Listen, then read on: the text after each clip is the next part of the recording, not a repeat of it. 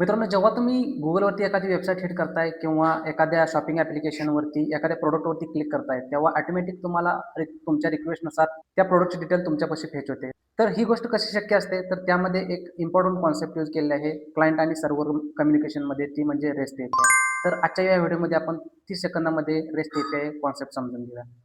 जेव्हा तुम्ही एखादी रिक्वेस्ट सेंड करता त्या केसमध्ये तुमची मशीन जी असते ती क्लायंट मशीन असते आणि जेव्हा रिक्वेस्ट केल्यानंतर जो तुम्हाला रिस्पॉन्स बॅक येतोय तो तुमच्याकडे सर्व्हर मशीन करून तो रिस्पॉन्स बॅक आलेला असतो.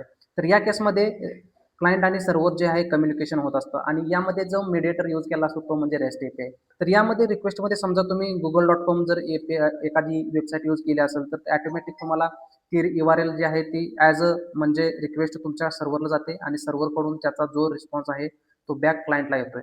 आणि यामुळे तुम्हाला तुमचा Googleचा जो इंटरफेस आहे तो तुम्हाला तुमच्या स्क्रीनवरती दिसतो. आणि यामध्ये एपीआय जो रिस्पॉन्स येतोय तो ते मेथड्स आहेत गेट, पोस्ट, पुट आणि डिलीट. यामध्ये तुम्हाला जर एखाद्या प्रोडक्टची डिटेल घ्यायची असेल, जेव्हा समजा तुम्ही एखाद्या प्रोडक्टवर क्लिक केलं तर ऑटोमॅटिक म्हणजे त्या प्रोडक्टची डिटेल तुम्हाला तिथे पाहायला मिळते. आणि याच्या अकॉर्डिंग पूर्ण API responses client server communication जे असतं ते या रेस्ट एपीआयमुळे होतं आणि त्यामुळे तुम्हाला तुमच्या क्लिकनुसार जी रिक्वेस्ट तुम्ही पाठवली त्याचा रिस्पॉन्स तुम्हाला ॲज अ फ्रॅक्शन ऑफ सेकंडमध्ये एपीआयद्वारे रिटर्न येतोय.